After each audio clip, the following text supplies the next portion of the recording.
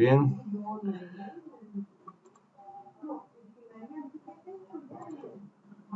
Ya está. Bueno, ya sabemos que en toda esta unidad del curso, hasta la semana 4, ¿sí?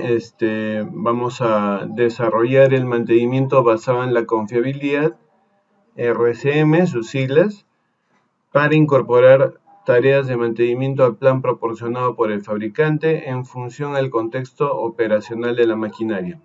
Y justo esto es lo que hemos trabajado nosotros la semana pasada, ¿correcto? Entonces, haciendo un resumen de lo que vimos la clase pasada, pues evaluamos el contexto operacional, ¿no es cierto?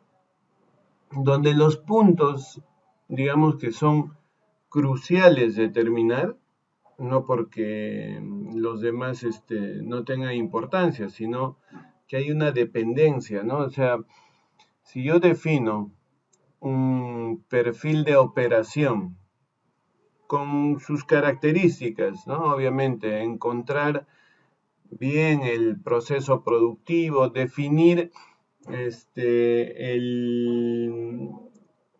inicio de este proceso y el fin del proceso, es decir, si se termina generando un producto final, ¿no es cierto? O es solamente una materia prima, qué sé yo, o sea, eso hay que identificar bien, ¿correcto? De ahí, definido bien el proceso, hay que poder evaluar cómo se compone este proceso, ¿sí? Las unidades de proceso. Entonces, ahí un poquito más vamos a ahondar hoy día en ese concepto para poder estar bien claros, porque a ese nivel tenemos que trabajar, al nivel de unidades de proceso, ¿ya? Y de ahí identificar bien qué actividades se realizan en cada una de las unidades de proceso para en función de eso detectar cuáles son los sistemas que tengo. Y esos sistemas también son muy importantes porque justamente para estos es que vamos a desarrollar la gestión propia del activo, ¿ya? Generalmente estos sistemas ya son activos para las empresas, ¿sí? Todo eso es parte del perfil de operación, ¿correcto? Conocer también el material con el que se trabaja, en fin, ¿ya? Todo eso. De ahí, el ambiente de operación. Otra cosa muy importante, porque acá delimito, ¿no?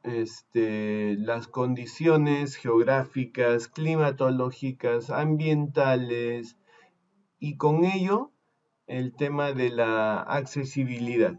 Entonces yo puntualmente sé que mi operación se desarrolla en tal lugar y este lugar tiene ciertas condiciones. Entonces, ¿qué tengo que hacer? Que los activos que yo vaya a gestionar vayan a desempeñarse en esas condiciones, no en una condición general, sino para esas condiciones. Y yo tengo que generar las acciones de soporte como para que estos activos puedan desempeñar de manera adecuada sus funciones en esas condiciones, ¿ya? Y de ahí venía ya el tema de verificar la disponibilidad, calidad de todo lo que se refería a insumo, de ahí delimitar las políticas de logística justamente en función de todos estos aspectos, delimitar las políticas laborales, ¿no es cierto? Y las políticas de seguridad y dentro de las cuales está también el cuidado medioambiental, ¿ya? Eso básicamente es el contexto de operación, ¿correcto? Entonces, para lograr ese objetivo, pues ya hemos entrado a aplicar e interpretar la metodología, ¿no es cierto? Hemos visto los 7 pasos de la metodología del RCM, ¿no es cierto? Y claro, ahora hay que empezar a trabajar respecto al cumplimiento de cada uno de esos pasos. Entonces, de lo que se trata ahora es de seguir sumando los conocimientos. Entonces, ¿qué vamos a hacer ahora? Vamos a identificar y clasificar los modos de falla. Modos de falla más representativos según el impacto que originan sobre el equipo. ¿Ya? Ese es nuestro objetivo ahora. ¿Correcto? Entonces, muy bien. Recuerden que esta es la metodología del RCM. O sea, lo que se va a seguir es como el proceso general que nos indica qué debemos hacer. ¿Ya? Pero para poder definir la función del activo, yo tengo que reconocer adecuadamente el contexto operacional. Eso ya lo hemos delimitado. ¿Sí?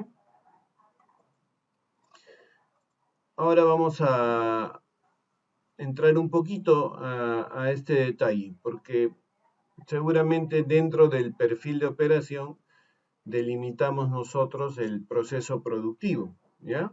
Yo les voy a hablar de un ejemplo diferente para que también a ustedes les haga pensar un poco más y determinar bien estas unidades, ¿ya?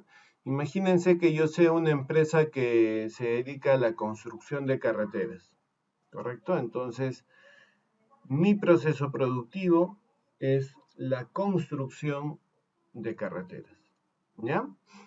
Entonces, para eso, seguramente que a mí me otorgan una concesión, ¿no es cierto?, para cierta carretera. Entonces, yo empiezo haciendo de repente una exploración, ¿no es cierto?, para obtener todos los datos respecto al tema más geológico, ¿no es cierto? Saber, por ejemplo, si en ciertos lugares por donde espero que vaya la carretera, ya hay algunos trazos, ¿sí? Entonces, todo esto es una exploración y se hace ahí el levantamiento de todas estas variables importantes que se requieren. Una vez que se ha definido esto, se generarán pues ya los trazos necesarios, ¿no es cierto? Y empezarán las operaciones. Entonces, en muchas de estas yo voy a empezar con lo que es, por ejemplo, procesos de perforado y voladura, ¿ya?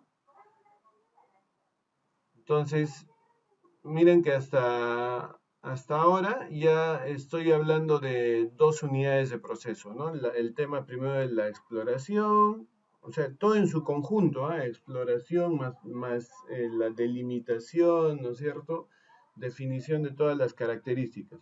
Ahora ya entro al trabajo propio, que en muchos casos voy a tener que hacer perforación y voladura. Después entraré a hacer seguramente un corte de los materiales pues que han quedado ya sueltos después de la voladura, ¿no es cierto? Y tendré que movilizar ese material, perdón, ¿sí? Tengo que hacer un corte y acarreo, ¿ya? Eh, Vayan ustedes, por favor, siguiéndome, ¿ah? En esas unidades, ¿ya? Una vez que hago el corte y acarreo, seguramente lo que va a seguir es el tema de hacer el estudio mismo del suelo, ¿no? Por donde va a pasar la carretera y definir si se va a requerir hacer una mezcla de materiales, porque de repente el material ahí en esa zona no es el más adecuado como para las condiciones que se requieren en la carretera. Entonces, cuando se da esto, se hace, bueno, ya propiamente dicho, un corte de la carretera o del trazo, ¿no? ¿Ya? Entonces, sumo otro corte en el cual, ¿no?, voy a dejar ya seguramente tengo espacio como para hacer la carretera, pero ahora lo que estoy haciendo es, estoy cortando por debajo del nivel del terreno que tenía, ¿sí? Entonces ahí también al hacer ese corte obviamente hay un acarreo de material, ¿no? Porque hay un material sobrante. Después va a venir ya el que empiece a traer material de relleno, ¿no es cierto? Entonces, transporte, ¿no es cierto?, de material de relleno, porque tengo que rellenar eso que he dejado cortado. Ahí entraré a trabajar ya con la mezcla y nivelación, ¿sí? De ahí seguramente vendrá ya aunque bueno, mezcla, nivelación y compactación la pondría en una sola unidad de proceso, ¿ya? Y ahí yo ya tengo la base, ¿no es cierto?, de la carretera donde ya tengo que proceder al asfaltado, ¿ya? Entonces, si contamos, tenemos 7 unidades de proceso en ese proceso productivo. Entonces, empezamos a ver, ¿no? ¿Qué es una unidad de proceso? Bueno, dice que una unidad de proceso es una agrupación lógica de sistemas. Entonces, por ejemplo, la unidad de proceso de la mezcla, nivelación y compactación de la subbase será una unidad de proceso. ¿Hay una agrupación lógica de sistemas? Sí, pues porque hay un sistema motoniveladora, hay un sistema compactadora, seguramente también hay sistema cisterna, ¿ya? Entonces, bueno, podría calzar, ¿no? Dentro de esa definición. Ahora dice, funcionan en conjunto. A ver, están funcionando en conjunto. Sí, pues la moto hace un trabajo y en un momento el cisterna tiene que regar el terreno para que se haga un mejor trabajo, se logre mejor densidad del material que se está mezclando, nivelando. Y de ahí se va a trabajar ya también en conjunto con cisterna y rodillo. Entonces hay un trabajo en conjunto. ¿Y para qué es ese trabajo en conjunto? Para suministrar un servicio. ¿Cuál es el servicio que están brindando estos tres sistemas, trabajando así de esa manera? Que finalmente voy a tener una, una carretera afirmada prácticamente en este lugar donde voy a hacer esta mi construcción. ¿Sí? Pero no es el terminado, ¿no es cierto? No es la carretera asfaltada. Por eso que están generando parte del proceso, por eso que son unidades de proceso. ¿Ya? De ahí el otro lado, los sistemas, para poder diferenciar. ¿Qué es un sistema? Bueno, en el sistema dice conjunto de elementos interrelacionados. A ver, entonces hace rato hemos dicho que una motoniveladora sería un sistema. A ver, entonces esa motoniveladora es un conjunto de elementos interrelacionados, ¿sí?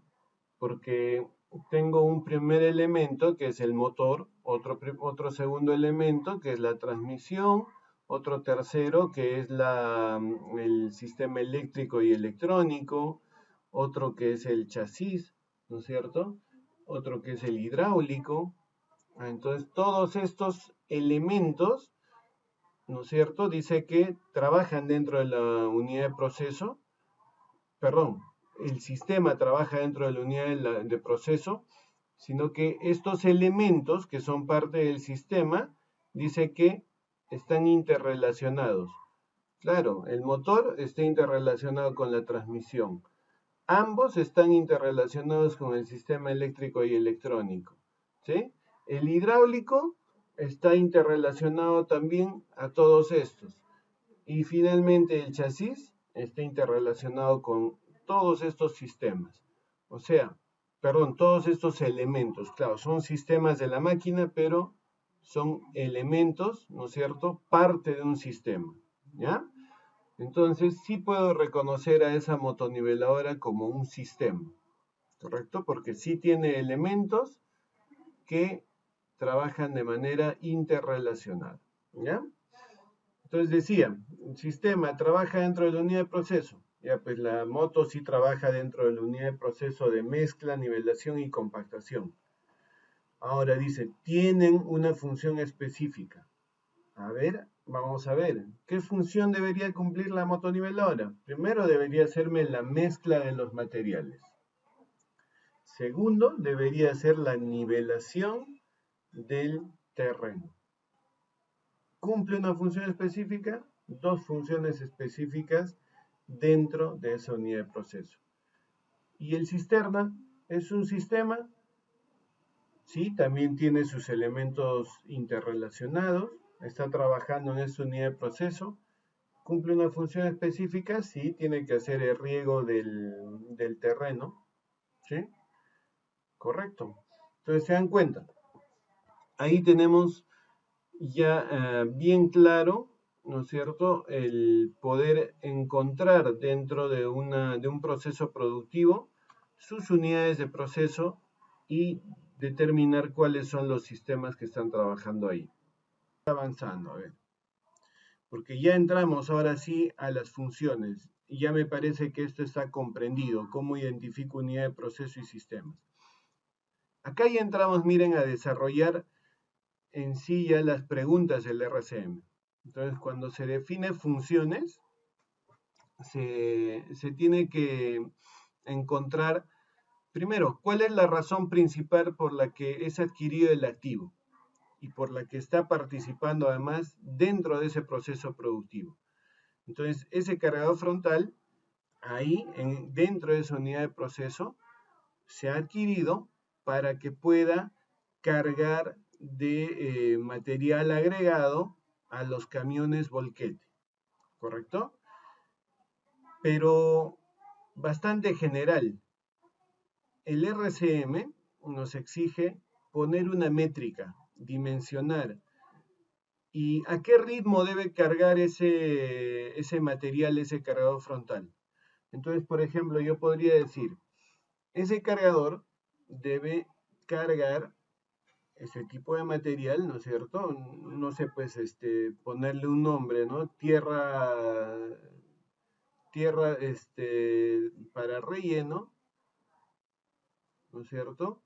A los camiones volquetes a un ritmo de, por ejemplo, 90 metros cúbicos por hora. ¿Se dan cuenta? Ahora aplico productividad del equipo pesado. Este cargador, trabajando con ese material, debe tener una producción horaria, ¿correcto? Trabajando en esas condiciones. Entonces, tengo que delimitar bien la función de este cargador para que ya pueda cuantificarla. Entonces, ya cuantifico con su producción horaria, ¿ya? Pero además me dice, aparte de esa función primaria, que ya sabemos que es cargar ese material que vas a producir o que vas a distribuir más bien a los camiones volquete a un ritmo de 90 metros cúbicos por hora. Ahora hay cosas secundarias y estos aspectos secundarios se dividen en esos 7 elementos que están viendo, ¿no? Dice que la función, para que sea completa, tiene que cumplir también con aspectos ecológicos y la integridad ambiental, es decir, cuidado del medio ambiente, ¿ya? No podría darse el caso de que este cargador cumpla su función, está cargando 90 metros cúbicos por hora, pero derramando aceite, derramando combustible, haciendo un ruido abismal, ¿no? Entonces, se dan cuenta, eso es lo que tendría que determinar en el aspecto ecológico. De ahí en el aspecto de seguridad, tendría que definir bien, por ejemplo, que la zona de carguío esté delimitada, que no haya personas alrededor, ¿no es cierto? Que se genere un proceso, por ejemplo, adecuado para que el camión no se mueva hasta que el cargador ya esté posicionado para iniciar el ciclo de carga, ¿sí? Y tener por ejemplo, los avisos necesarios entre operador de cargador y operador de camión para que este operador de camión, una vez que se termina de cargar, pueda movilizar su unidad, ¿sí? Cosas de esas se establecen en los aspectos de seguridad. De ahí hay otro aspecto que es el control, confort, contención, ¿no? Por ejemplo, ahí se trata de que, muy aparte de que en las máquinas hayan operadores y que estén ejerciendo su labor, también si ven acá arriba de la cantera hay una persona que seguramente está haciendo cierta función de monitoreo, ¿correcto? Entonces, ese monitoreo permanente, el poder estructurar bien hasta qué punto se mueve cada máquina, hasta dónde tiene que entrar cada camión, dónde se debe posicionar el camión que está a la espera de que el otro camión se tenga que eh, llenar y poder salir del lugar donde está, ¿no es cierto? Para que este otro pueda entrar y también se pueda cargar. Todos esos son los aspectos de control, confort, contención. Apariencia. La apariencia, por ejemplo, va ligada a un poco más al cuidado de las máquinas. Estaré trabajando con tierra, pero no puedo tener a las máquinas pues en todos sus bastidores, en sus cilindros, que estén llenas de tierra, ¿no? Entonces, tiene que haber también un proceso de cuidado respecto a los equipos para que se denote que el proceso productivo que se está llevando acá es serio, es formal, ¿no es cierto? Porque si yo veo máquinas llenas de tierra con barro, entonces diría, bueno, ahí hay mucha informalidad. Y encima, las máquinas seguramente no se le está dando un buen cuidado y eso me podría indicar que es un sistema que no va a estar disponible permanentemente porque podría tener fallas de los equipos. ¿Ya? Protección, la protección está ligada con el tema de control y va también, por ejemplo, en este caso, al tema de la buena delimitación. Justamente el tener las unidades de proceso bien claras es poder delimitar las zonas de trabajo. Y eso de las zonas de trabajo acá, sobre todo en este proceso productivo, es crucial, ¿no? O sea, yo no veo al cargador que se esté trepando a donde está trabajando la excavadora, ¿sí? Entonces, tiene sus límites. ¿Correcto? Y yo no creo que mientras la excavadora está descargando hacia la zaranda, el cargador esté haciendo separación de la tierra y las piedras que salen de la zaranda, ¿no es cierto? Sí, seguramente está haciendo un proceso de carguío a los camiones, que es cosa diferente, porque ahí no hay exposición. Entonces, ese es un tema de protección, ¿ya? De ahí vemos el tema de eficiencia, economía, integridad estructural, perdón. Acá, eficiencia, economía, todo está ligado, ¿ya? Bueno, ahí la idea es que haya un proceso adecuado, ¿no? Eficiente en todo sentido. ¿Por qué? Porque yo no veo más, por ejemplo, de una excavadora o más de un cargador.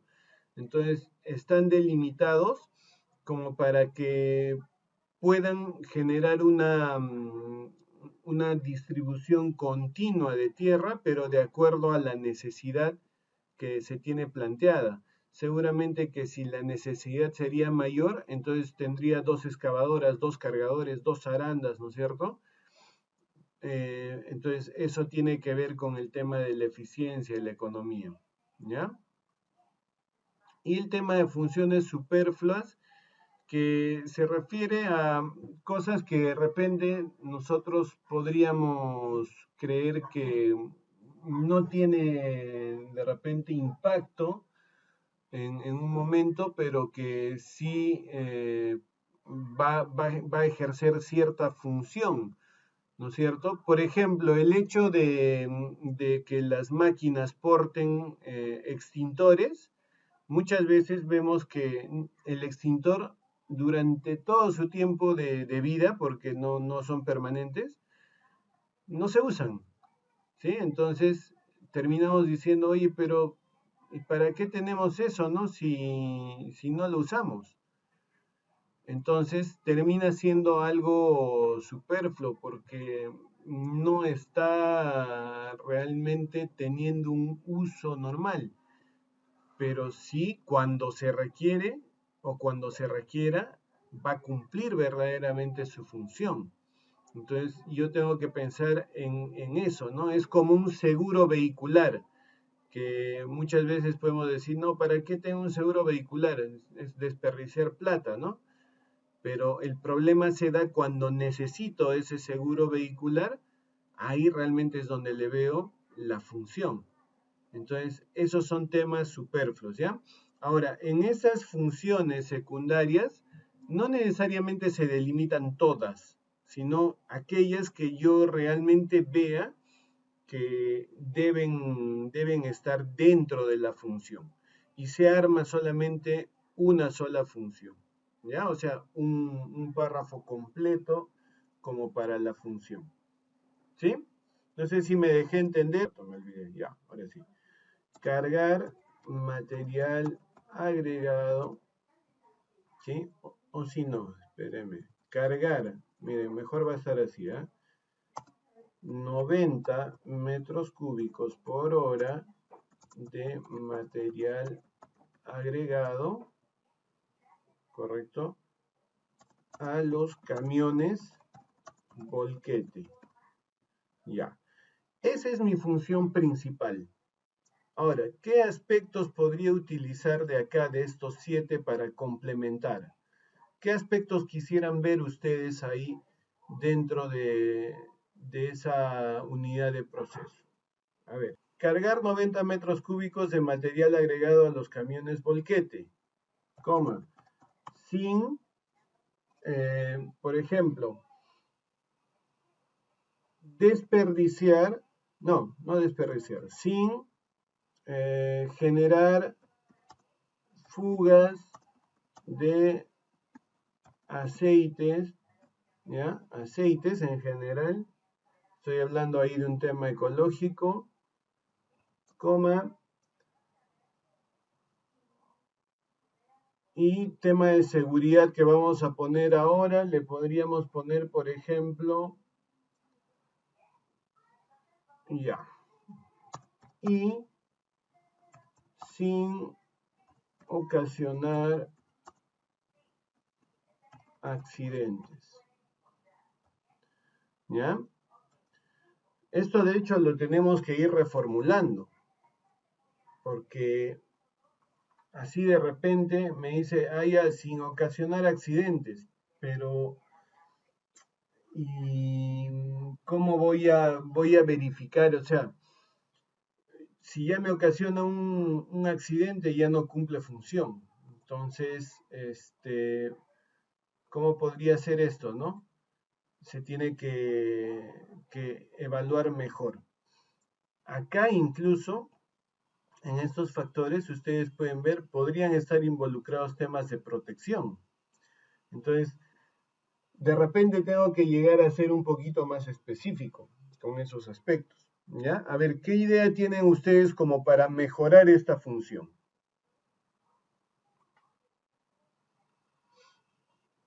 Me parece que la parte principal, central, está ya bien dado. Eso, primero, el concepto. Falla funcional. La falla funcional, así como dice el primer punto, dice, incapacidad de cualquier activo de hacer aquello que sus usuarios quieren que haga. O sea, yo ya defino la falla funcional cuando dejo de cumplir la función. Y dejo de cumplir la función, o más bien el activo deja de cumplir la función, no solamente cuando pierde totalmente la función, sino también cuando no llego al valor establecido, ¿ya? Entonces, acá en realidad las fallas funcionales no se refieren a deformación de vástago de cilindro hidráulico. No, eso no es falla funcional, sino la falla funcional va a ser el efecto que me va a generar esa deformación de vástago de cilindro hidráulico. ¿Qué me va a generar? Que, por ejemplo, la velocidad de movimiento del sistema hidráulico va a ser menor. Por ende, ¿qué va a pasar? El ciclo productivo va a aumentar.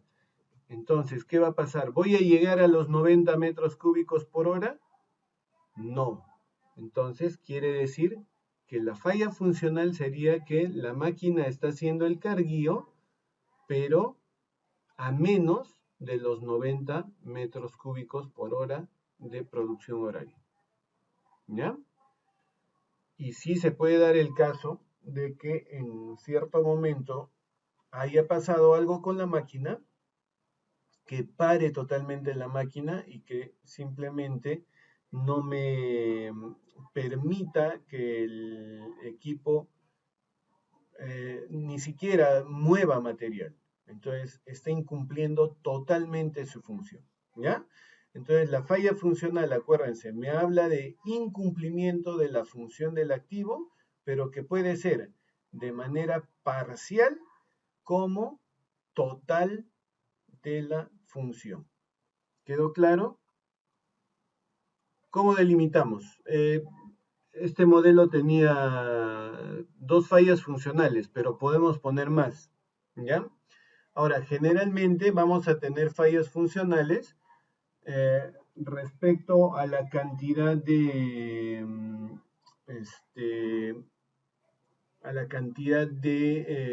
indicadores que tenga dentro de la función. Acá hay un solo indicador, ¿ya? Eso no quiere decir que deba tener una sola falla funcional. ¿Por qué? Porque incumplo totalmente la falla funcional, la función, perdón, o incumplo parcialmente la función. ¿Ya? Entonces, por ejemplo, miren, una falla funcional sería cargar menos de 90 metros cúbicos por hora de material agregado. ¿Ya? Ya no voy a poner los demás aspectos, porque sí o sí van a ver que cuando veamos lo que está a la derecha, los modos de falla van a estar involucrados. ¿Ya? Entonces ahí está. Una falla funcional es cargar menos de 90 metros cúbicos por hora de material agregado. Ya está incumpliendo su función a los camiones volquete, ¿ya? Aunque sea. Y la otra función sería no cargar.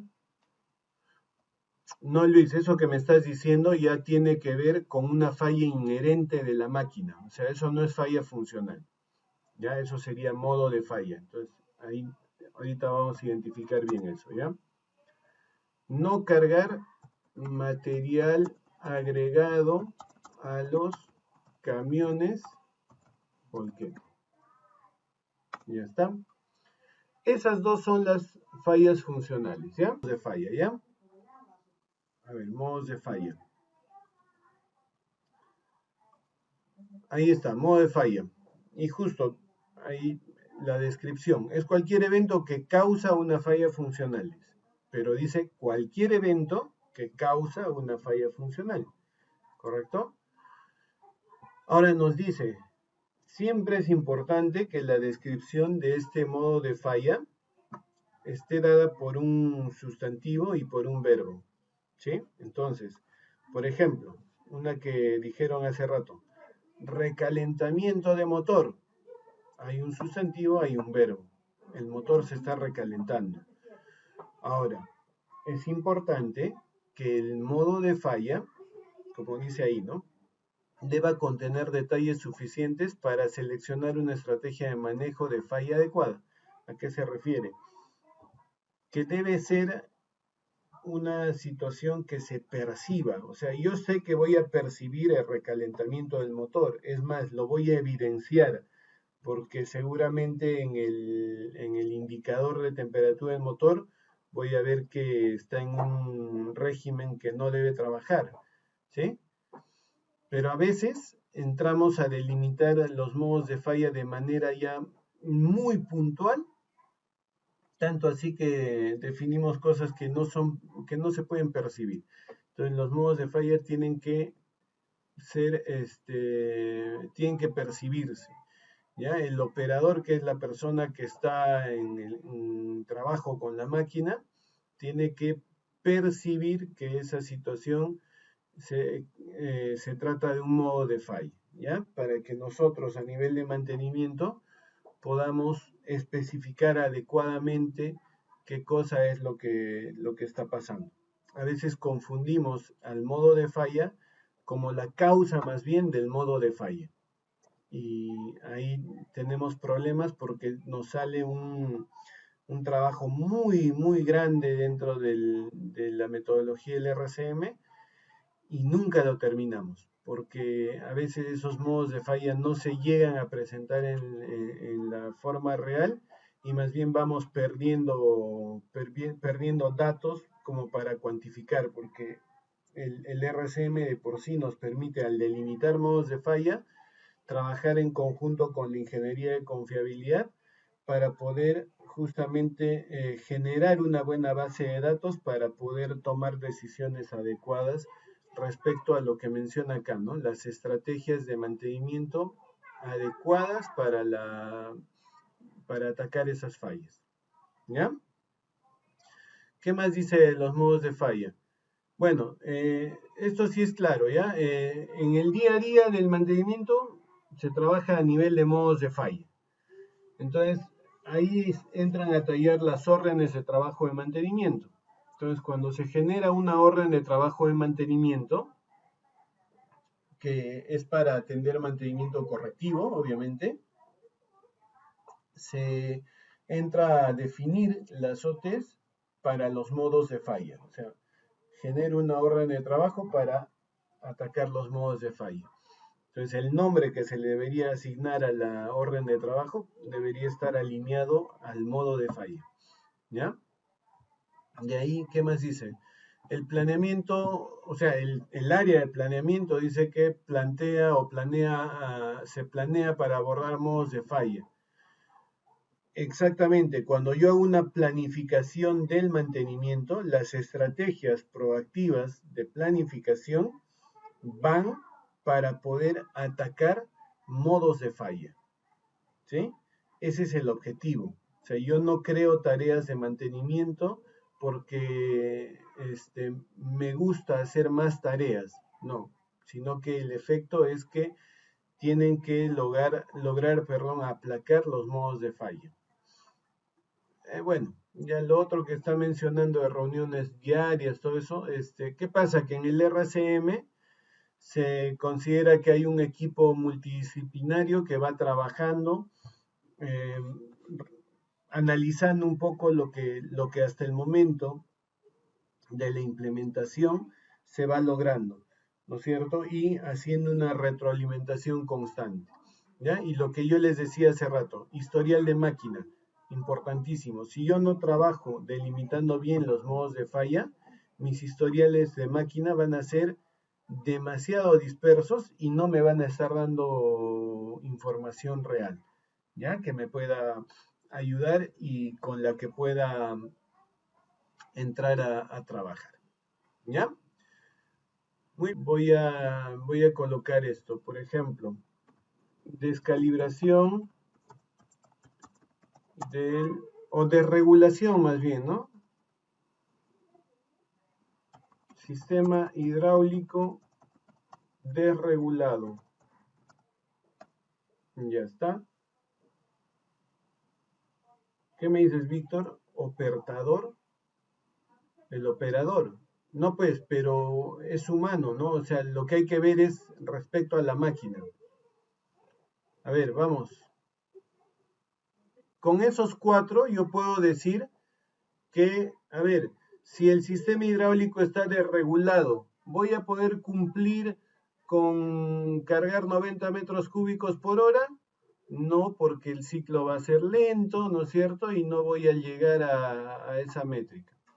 Si hay mala sincronización de los engranajes de transmisión, aunque un poco yo lo cambiaría, porque en realidad, ¿cómo puedo percibir que es una mala sincronización? Yo acá más bien vería que esto es una causa del modo de falla también, ¿ya?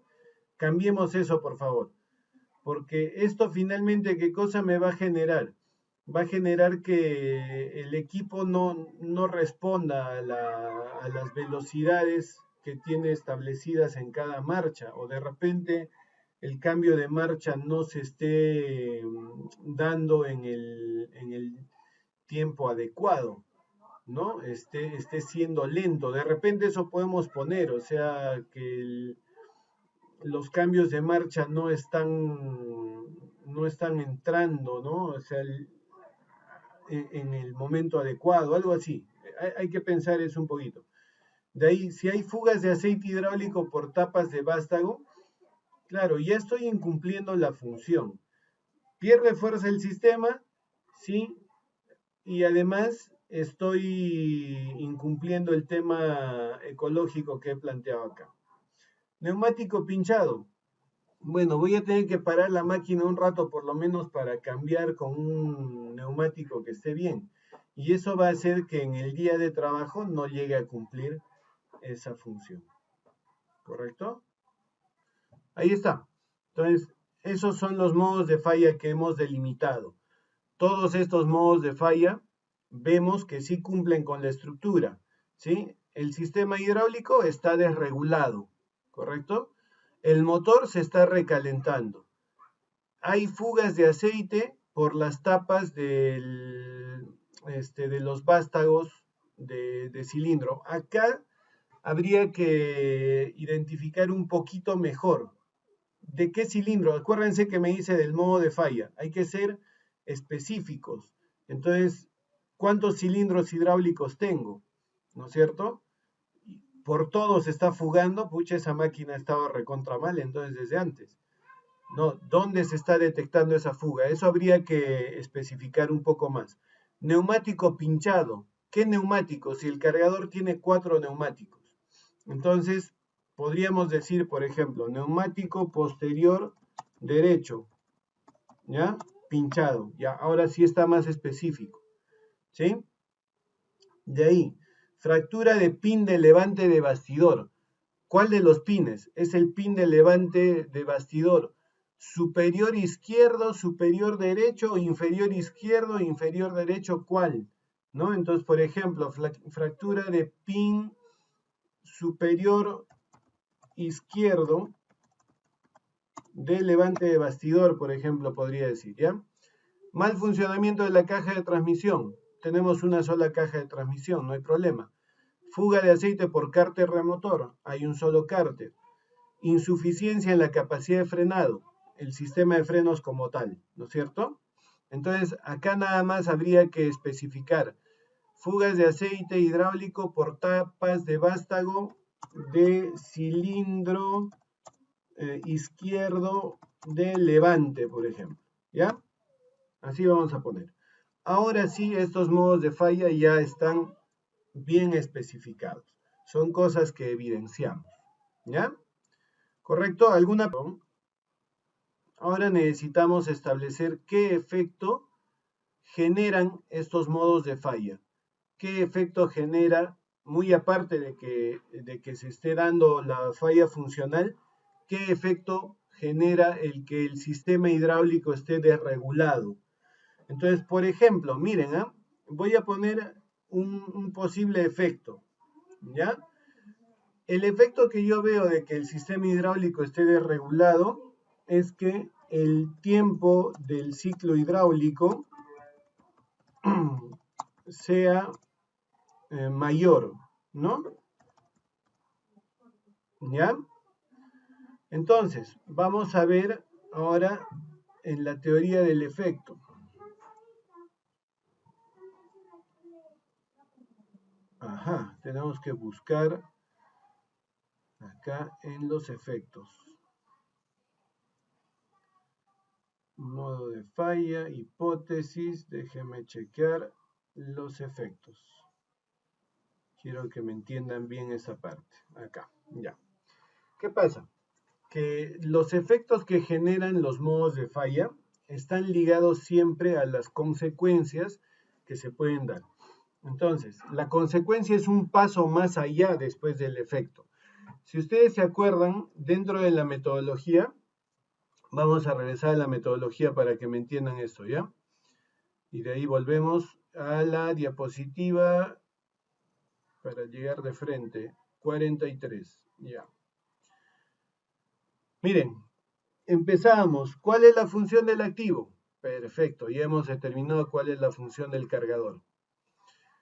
¿De qué manera puede fallar? Ya hemos visto que podría incumplir su función de manera parcial o total, ¿correcto? ¿Qué origina la falla? Acá estoy evaluando modos de falla y además tendría que hacer un análisis causa-raíz. O sea, esta parte todavía no la hemos completado en su totalidad. Nos falta hacer un ACR, pero eso lo vamos a ver en la semana 5. De ahí dice, ¿qué pasa cuando falla? ¿Qué pasa cuando falla? Acá estoy hablando del efecto. ¿Qué pasa cuando se produce ese modo de falla? ¿Ya? ¿Qué pasa? Eso es lo que respondemos. Y la consecuencia es esto. Importa si falla, ¿ya? Entonces, eso es muy importante, ¿ya? Vamos a la diapositiva 43 era. Aquí está. A ver, ¿por qué se dice importa si falla? Bueno, ¿qué pasa? Que el impacto de los modos de falla me lleva a tener consecuencias de esos 4 tipos que están viendo ustedes ahí. Consecuencias operacionales. Todo lo que está ligado con, por ejemplo, tener pérdidas productivas, ¿sí? Si me va a llevar a generar menor producción, ¿no es cierto? Me está generando que haya una pérdida productiva sustancial, ¿sí? Las consecuencias no operacionales son temas que están ligados más a aspectos generadores de gasto. ¿A qué se refiere? Que, por ejemplo, el mayor impacto de un modo de falla no está siendo respecto a que me haga perder producción, sino más bien a que la reparación que tenga que hacer sea muy costosa, ¿sí? Esa es una consecuencia no operacional. Entonces está relacionado siempre con reparaciones de alto costo, ¿ya? De ahí dice consecuencias sobre seguridad y medio ambiente. A ver, consecuencias sobre seguridad, y acá incluso se separan, ¿ya? Deberíamos separar. Consecuencias sobre seguridad, si el modo de falla tiene el potencial de generar algún accidente, me está afectando a la seguridad. Si el modo de falla tiene un potencial de generar un impacto medioambiental, me está generando una consecuencia del medio ambiente, ¿ya? Luego, consecuencias de fallas escondidas. Acá, por ejemplo, se puede dar que el modo de falla sea un modo de falla que al parecer no es representativo. La máquina puede seguir trabajando con el modo de falla presente. Pero de repente lo que yo no estoy visualizando es que ese modo de falla me podría generar otras fallas adicionales. Entonces, esas fallas adicionales de repente van a tener consecuencias respecto a la seguridad, al medio ambiente, a temas operacionales o no operacionales. ¿Ya? Un caso, por ejemplo, de repente yo estoy viendo que hay un recalentamiento de motor, pero intermitente, o sea, por momentos se recalienta baja, que no, o sea, no logro establecer que realmente es un recalentamiento, ¿ya? Pero podría darse el caso de que ese modo de falla me vaya a generar un modo de falla mayor en el motor y vaya a tener que después estar reparando ese motor por algo mayor, ¿sí? Algo que no quise atender en su momento, lo dejé y me generó una falla mayor, ¿ya? Entonces, esos son los aspectos que se ven en las consecuencias. Pero siempre que yo determino consecuencia, eso está ligado a un tema económico, ¿ya? Entonces, la consecuencia se monetariza, al menos se coloca en términos que pueden ser monetarizados. Pérdida productiva, reparación de alto costo, ¿sí? Todo eso se monetariza, ¿ya? Ahora, ¿por qué hablo de la consecuencia si estamos hablando del efecto? ¿Por qué? Porque el efecto tiene que estar ligado a la consecuencia. Entonces, miren, vamos a ver en el ejemplo que he puesto. He dicho, tiempo del ciclo hidráulico, a ver, vamos a ponerlo bien mejor. Así vamos a poner. Mayor tiempo del ciclo hidráulico. ¿Ya? Estaba medio feo. Ya, a ver, hay un efecto que es el mayor tiempo del ciclo hidráulico. ¿Cuál sería la consecuencia? Pérdida productiva. Está ligado con una pérdida productiva, ¿correcto? Porque, pues exactamente, si me demoro más en los ciclos productivos, eso quiere decir que no voy a producir lo que debería. Estoy perdiendo producción, ¿sí? Así de esa manera se van planteando los efectos. ¿Ya? A ver, ahora. Entonces, ya hemos delimitado los efectos de esos primeros 4 modos de falla. Siempre yéndonos primero a relacionar el modo de falla con la consecuencia, pensando en si me genera una consecuencia operacional, no operacional, medioambiental, seguridad o fallas ocultas. ¿Correcto?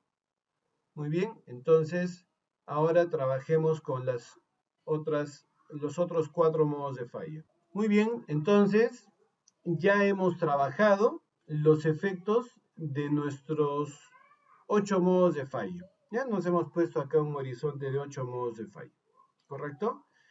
Hasta ahí es donde vemos el tema hoy día. Ya saben, siempre trabajando de manera ordenada.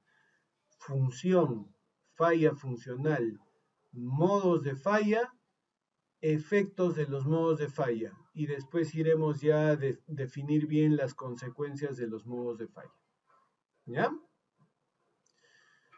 Muy bien.